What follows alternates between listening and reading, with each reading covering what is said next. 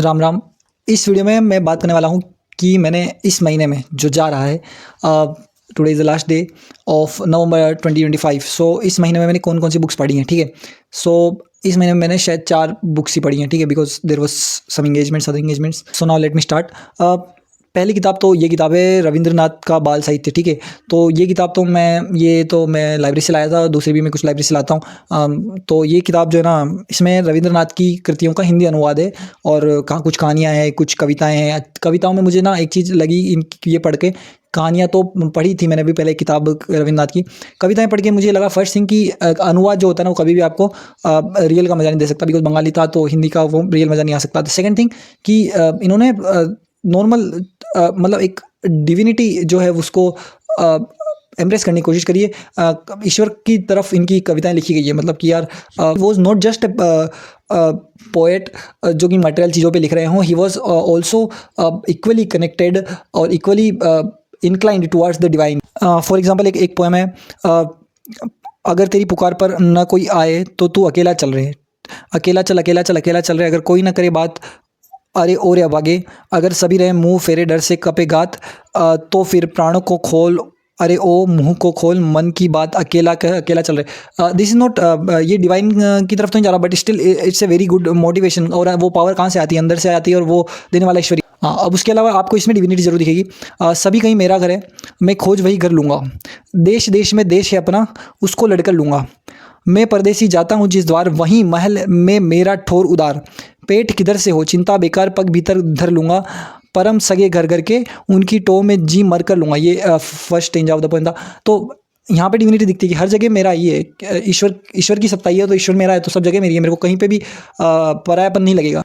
Last एक और, कितने अनजानों को पहचानवाया तुमने, कितने घरों में जगह दिलवाई, दूर दूर को कितना निकट बनाया तुमने, बंधुरे निपट परायों को बनवाया भाई। ये करने वाला कौन हो सकता है ईश्वर के सिवा? और प्रकृति का भी अच्छा इन्होंने दिया है, वो मैं उसको छोड़ देता हूँ, बट प्रकृति के ऊपर भी अच्छा लिखा है, डिवाइनिटी के ऊपर भी अच्छा लिखा है। तो ये बुक आपको मिले ना मिले, बट रविंद्रनाथ की जो कृतियाँ हैं उनके ऊपर एटलीस्ट ये बुक मेरे का इंटरेस्ट जगाती है कि यार उनको मेरे को पढ़ना है। वो वैसे कोई वो ऐसा गुप्त छिपा हुआ नाम नहीं है, बहुत बड़ा नाम है, तो इसके लिए कोई प्रेरणा की वैसे जरूरत नहीं है, बट वो तो नाम उकर के आ ही जाता कहीं से निकल के कि भाई यार अगर आप पढ़ रहे हो तो ये है। So this was the first book that I completed. Now the second book I want to talk about, ये जो मैंने पढ़ी है इस महीने, वो है फॉरेस्ट ऑफ एंशिएंट, ठीक है। सो ये एक जो है ना, सीता की दृष्टि से रामायण लिखने का प्रयास किया गया है, फेमिनिस्ट मतलब फेमिनिस्ट आइडियाज़ की राइटर, बिकॉज फेमिनिस्ट वर्ड जो है ना आजकल बहुत गलत तरीके से होने लग गया यूज़, तो मैं उस तरह से उनके बारे में टिप्पणी नहीं करना चाह रहा। मैं उनको बस एक उसी उत्तर की तरह देखना चाहता हूँ कि जो एक महिलाओं की आवाज़ उठाना चाहती है, जिसकी आवश्यकता है, ठीक है। तो ये किताब सीता के दृष्टिकोण से लिखी गई है रामायण।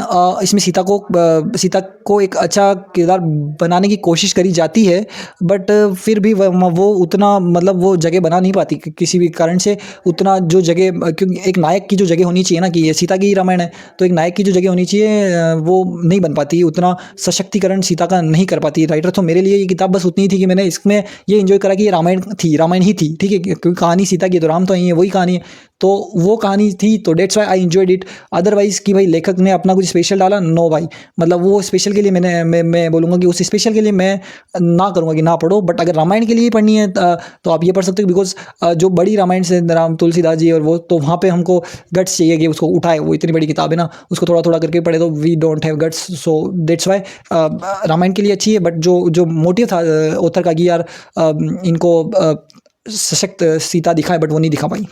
थर्ड बुक जो मैंने इस महीने पढ़ी थी वो थी ट्रेन टू पाकिस्तान, खुशवंत सिंह जी की, ठीक है। सो खुशवंत सिंह जी को हम लोग ना जानते हैं the portrait of the lady से, कौन सी क्लास में था आई डोंट नो, किसी कक्षा में था वो, दादी का जो था कि उनकी दादी कैसी थी, वो सब एक कहानी होती है उसमें। सो वहाँ से हम खुशवंत सिंह जी को जानते हैं, वो उतना ही जानते हैं बस कि यार ये उनकी है।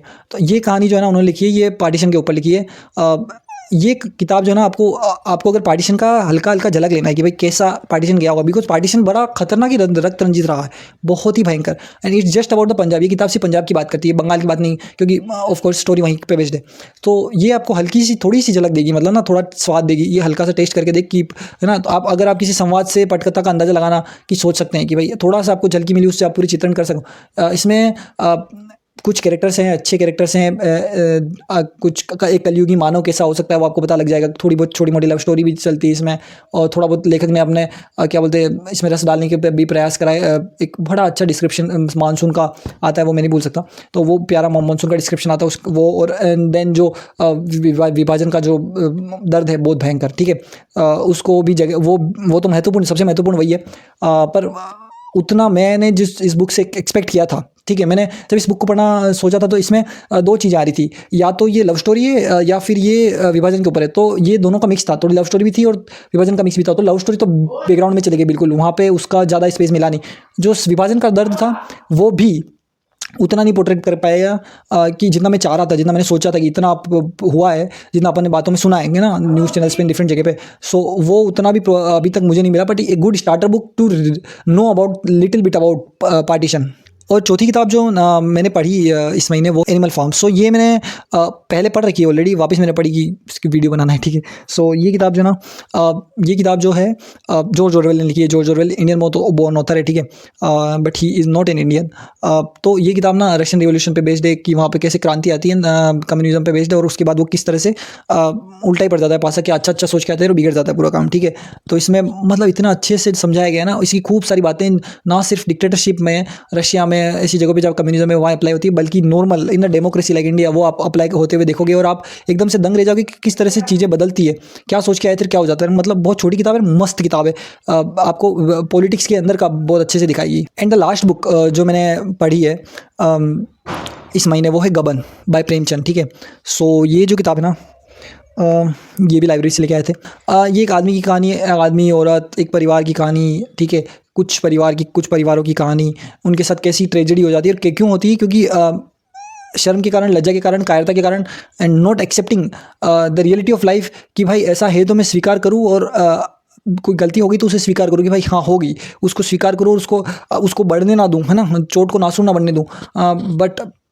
बट जो है ना ये वही है कि हम लोग, ये एवरी बंदे के साथ होता है। ऐसा नहीं है कि बिकॉज पढ़ते हुए तो हमें ऐसा लगता है कि उसको ऐसा नहीं ऐसा करना चाहिए था, but we do these mistakes, ये आपको किताब पढ़ने के बाद पता लगेगा। इसमें महिलाओं का जो शक्ति दी गई ना, महिलाओं का जो जितनी महिलाएं थी इसमें 3-4 कैरेक्टर जो मेरे सामने आते हैं, जालपा हो गई या फिर रतन हो गई, ठीक है, एंड दो और कैरेक्टर है जोरा एंड, ठीक है। सो वो कैरेक्टर इतने अच्छे मुझे लगे कि यार अगर कोई फेमिनिज्म पे बुक्स आजकल बहुत पढ़ रहे हैं लोग, महिला सशक्तिकरण और ये सब, सो ये किताब से अगर आप देखोगे तो इसको बोलते हैं असली शक्ति, असली सशक्तिकरण, ठीक है, असली पावर, अपने आप को पहचाना। इसका वो ही नहीं है कि भाई आप जो है कि जाकर के जॉब्स वगैरह करो, जॉब्स वगैरह भी कर सकते हैं, बट असली पावर जो है ना वो एक सामान्य जीवन में भी आप दिखा सकते हैं। कि फाइनेंशियल मैनेजमेंट पे बहुत अच्छा मतलब इसमें लेसन्स मिलेगा, एक नहीं दो लेसन्स है पूरे, कि भाई लोन के ऊपर क्या भाई साहब, आपको वो छप जाएगी। क्या होता है कहानियाँ वो आपको आसानी से गुट्टी पिला जाती है, जो आपको सीधा सीधा अगर दे दिया जाए ना कि भाई ऐसा करना है तुझे, तो वो अपन नहीं कर पाएंगे। बट अगर कहानी के थ्रू बता दी कि भाई उसको क्या क्या करना झेलना पड़ा, बिना कहे आपको वो इम्प्रिंट छप जाता है। तो इसमें मनी मैनेजमेंट के ऊपर बहुत दो अच्छे से लेसन से, ठीक है। तो मुझे लगता है 250 पेज की किताब है, ठीक है। और प्रेमचंद की किताब है तो ये थोड़ी मार्मिक तो है ही, इसमें डेथ का जो पोर्ट्रेल करा गया है, दर्द पीड़ा तो प्रेमचंद की किताब में है। तो मैंने अभी तक उनकी ऐसी किताब नहीं पढ़ी है जिसमें दर्द ना हो, ठीक है। मैंने कहानी पढ़ी है, दो बेलों की कथा, गोदान पढ़ी है, गबन पढ़ी है, ठीक है। तो इन तीनों में मैंने कहीं पे भी वैसा नहीं दिखा कि वो कहीं पे वो स्पेशली दर्द ना हो किसी किताब में। उन्होंने वो ज़बरदस्ती डाल देते कि दर्द नहीं बन रहा, ले मैं डालता हूँ तेरे लिए पेन, ठीक है। So wonderful read. मैं बोलता हूँ कि गोदान से ज़्यादा अच्छी मुझे ये किताब लगी। गोदान वॉज ए वेरी अच्छी किताब, बहुत अच्छी किताब है गोदान। वो आपको सोसाइटी समझाएगी, बट ये किताब आपको इसमें प्रैक्टिकल इंप्लीमेंटेशन की चीज़ें हैं आपकी लाइफ के अंदर, ठीक है। सो ये सारी किताबें थी, स्टार्टिंग फ्रॉम द रविन्द्रनाथ की कहानियाँ to forest of enchantments, animal farm and Gaban and the train to Pakistan. So आप में आपको जो अच्छी लगे वो किताब आप पढ़ सकते हैं।